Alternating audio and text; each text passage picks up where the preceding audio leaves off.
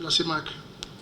Tout à l'heure, M. Mandakani va vous donner lecture des conclusions des organisations indépendantes de la société civile africaine présentes ici en terre centrafricaine.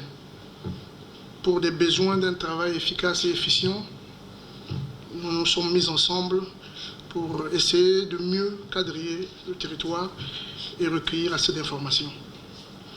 Nous sommes donc arrivés, chacun bien sûr avec ses mots, mais à une conclusion unanime. Tenons à rappeler que depuis que nous sommes là, nous avons été dans une totale liberté d'aller et venir. On n'a pas eu d'empêchement, on n'a pas eu de limitation. Et même hier, nous avons circulé là où on voulait et là où on pouvait, bien entendu, tenant compte aussi des moyens très limités. Et ce soir, donc, tout en vous remerciant encore une fois de nous recevoir, on va donc vous donner la lecture de nos conclusions préliminaires. Tout en vous disant que peut-être là, pour des besoins de calendrier aussi, certaines organisations, je crois, sont déjà assez prêtes là, avec leur déclaration préliminaire, peut-être qu'à la fin, qu'ils vous remettront parce qu'ils doivent pouvoir déjà quitter le territoire. Sans plus tarder, avec votre calendrier chargé, je vais donc inviter mon frère André Mandakani à donner lecture donc de ses premières impressions. Merci.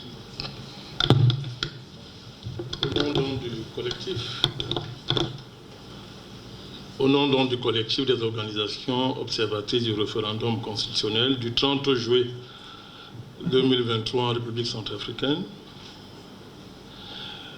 permettez, Monsieur le Président, et tous ceux qui vous accompagnent, qu'en leur nom, qu'au nom du collectif, je vous témoigne toute notre reconnaissance pour le niveau de solennité institutionnelle que vous avez daigné nous accorder à ce niveau-ci pour écouter nos conclusions. Je voudrais remercier l'ensemble du gouvernement centrafricain pour nous avoir accueillis et avoir mis à notre disposition tout ce qui était nécessaire pour ce travail ô combien important d'observation électorale. Et je voudrais remercier le peuple centrafricain au nom du collectif pour l'accueil. Comme a dit mon prédécesseur tout à l'heure, jusqu'à présent tout s'est bien passé. Et nous avons encore vécu un exemple d'hospitalité que seule l'Afrique s'est donnée. Au nom donc du collectif des organisations observatrices du référendum constitutionnel du 30 juillet 2023, nous concluons ceci. Dans l'ensemble, le collectif a constaté que le référendum s'est déroulé dans une atmosphère ordonnée, calme, paisible et sereine.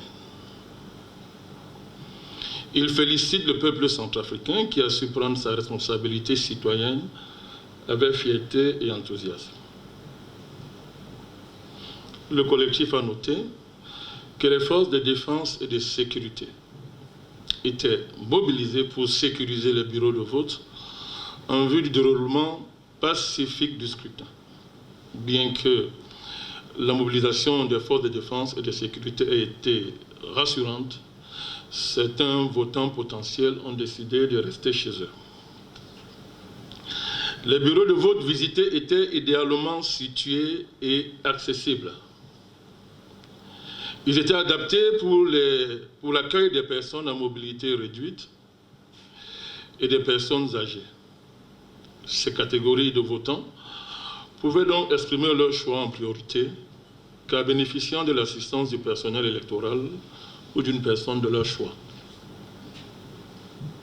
Le collectif tient à féliciter l'autorité nationale des élections, l'ANE, pour son professionnalisme dans la gestion du référendum.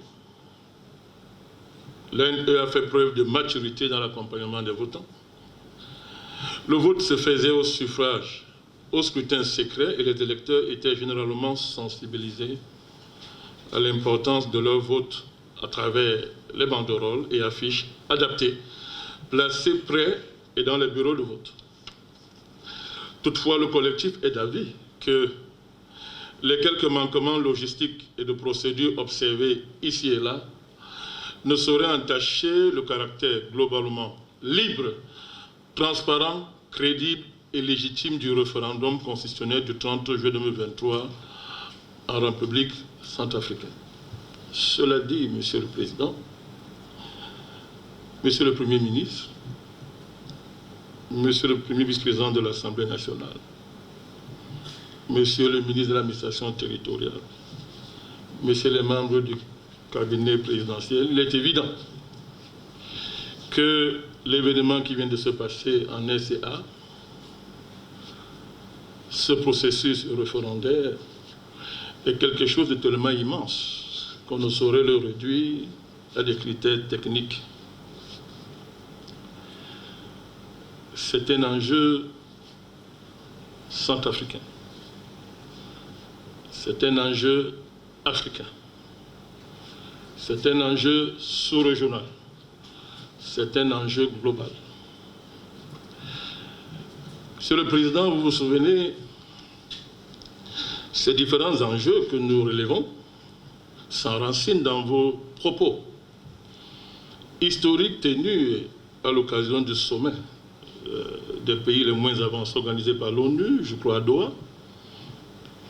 Monsieur le Président, vous avez tenu un propos historique interpellant le monde entier, en général, et la communauté internationale en particulier, sur leur immense responsabilité sur le sort de la République centrafricaine. Dans des mots extrêmement graves, mais dans une sérénité qu'on vous connaît. Vous avez présenté au monde la situation de la RCA. Si nous nous permettons de résumer vos propos, Monsieur le Président, c'est un pays qui était victime d'un complot international visant à l'asphyxier, à lui priver de moyens de fonctionner. Vous avez présenté au monde entier un pays qui est victime de complots dont le seul but, Monsieur le Président, est de vouloir s'emparer des richesses naturelles de la RCA. On ne peut donc pas comprendre la valeur de ce processus référendaire si on le sépare de vos propos historiques. C'est d'ailleurs pour ça que notre observation électorale assume une distanciation avec des modèles d'observation électorale consacrés et qui généralement reprennent à leur compte ou sont soumis aux exigences d'un ensemble de critères qui pour le moins sont purement internationaux, c'est-à-dire totalement déconnectés des problèmes réels des pays en question, visant simplement à répondre aux désirata de ce qu'on a appelé, Monsieur le Président, la communauté internationale. Les enjeux de ce scrutin sont immenses. Et l'ensemble du processus référendaire, Monsieur le Président, a consacré ce que nous avons considéré comme étant une quadruple légitimité à ce référendum. Une légitimité technique au regard de l'universalité des procédures qui ont, depuis le début du processus référendaire jusqu'à la fin, ont présidé à l'organisation de cet événement. Les critères techniques universellement reconnus à un référendum ont été respectés dans leur ensemble. Monsieur le Président, votre pays bascule dans une nouvelle ère constitutionnelle sur la base d'une démarche strictement et régulièrement constitutionnelle. C'est-à-dire que ce processus référendaire s'est basé sur la Constitution, qui existe encore en attendant comme première grande nouvelle, pour se mettre en branle. La deuxième légitimité, c'est la légitimité historique. Ce processus référendaire, Monsieur le Président, permettez que je vous le dise sans prendre de gants, pour nous, nous avons beau être des observateurs, mais nous observons un processus centrafricain avec nos yeux, avec notre cœur. C'est pour nous la véritable indépendance de la RCA. Nous l'avons observé aussi comme ça. Dans le sens où, Monsieur le Président, ce processus a été pris en charge totalement, financièrement, sur des fonds autonomes. Sur le plan de l'organisation, c'est sur une base autonome que ce référendum a été fait. Ce n'est pas faute d'avoir ouvert la porte à toutes les bonnes volontés. Mais nous avons constaté et observé que le Centrafrique a puisé dans ses fonds propres et dans ses capacités organisationnelles pour réussir ce challenge. Monsieur le Président, chers membres du cabinet présidentiel, Monsieur le Premier Président de l'Assemblée nationale, Monsieur le Premier Vice-président de l'Assemblée nationale, Monsieur le Premier ministre, personne ne croirait ne comprendrait que les insurgents américains demandent, n'est-ce pas, aux colons anglais de noter leur processus d'indépendance. Tout comme il aurait été difficile à la résistance française sur le général de Gaulle de demander, n'est-ce pas, des critères de notation à l'occupant allemand.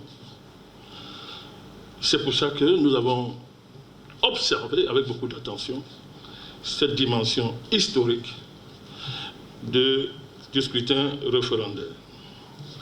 Le troisième niveau de légitimité, Monsieur le Président, c'est le niveau panafricaniste.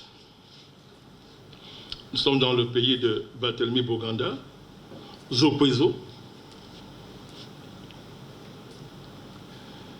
et Monsieur le Président,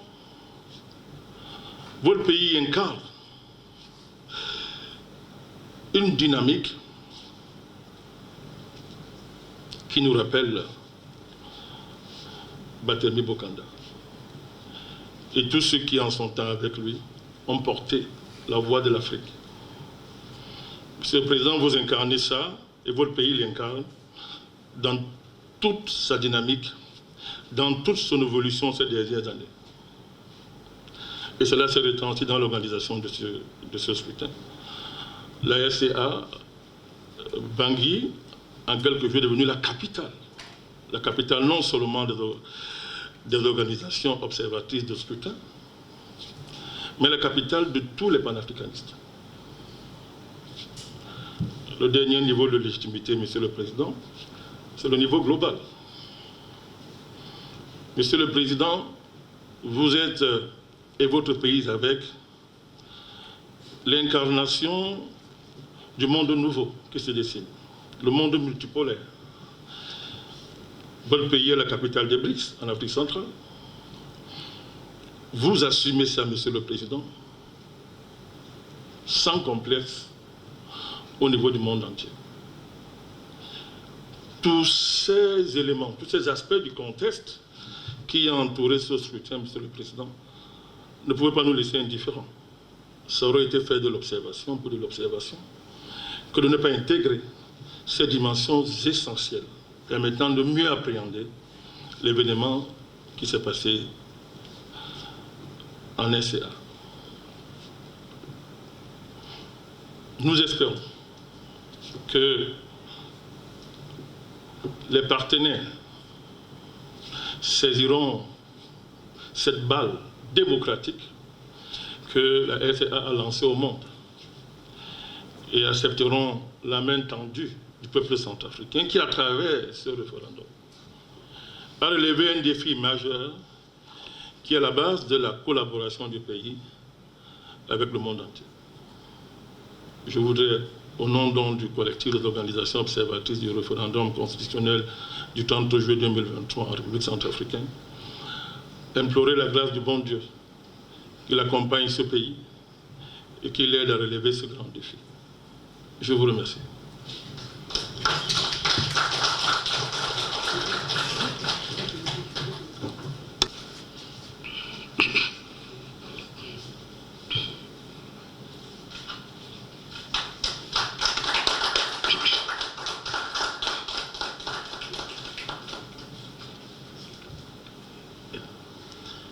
Bien, pour ne pas... je parlerai plus longuement lorsque nous aurions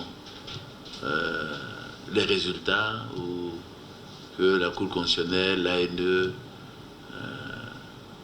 devraient rendre leur rapport ou la décision. Mais je voudrais encore une fois vous remercier d'être venu observer. C'est important pour le peuple centrafricain qu'il y ait des regards extérieurs pour voir si ce processus est conforme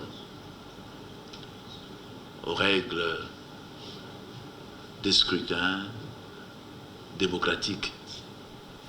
Et nous sommes heureux de savoir, c'est vrai qu'il y a un certain nombre de choses, mais que l'ANE et nous-mêmes pourront corriger pour les prochains scrutins.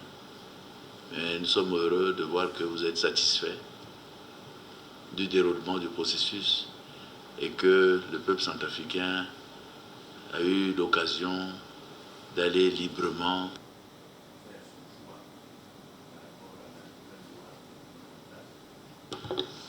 donc et je remercie pour les propos de M. Bandakani en votre nom, à notre endroit et à l'endroit du peuple centrafricain. Et le combat que nous menons ici, comme vous le savez, nous sommes heureux de savoir que c'est aussi le combat, un combat global. Mais vous êtes là en Centrafrique, ça vous donne l'occasion de comprendre nos propos, de croiser le regard de nos compatriotes et de voir ce qu'ils attendent des dirigeants comme nous, et aussi nos engagements à prendre nos responsabilités. En tout cas, il ne me reste plus qu'à vous remercier. Je sais que certains vont partir demain, d'autres vont continuer pour terminer le processus avec nous. Tout ce que je peux dire, vous êtes chez vous. Et je vous remercie.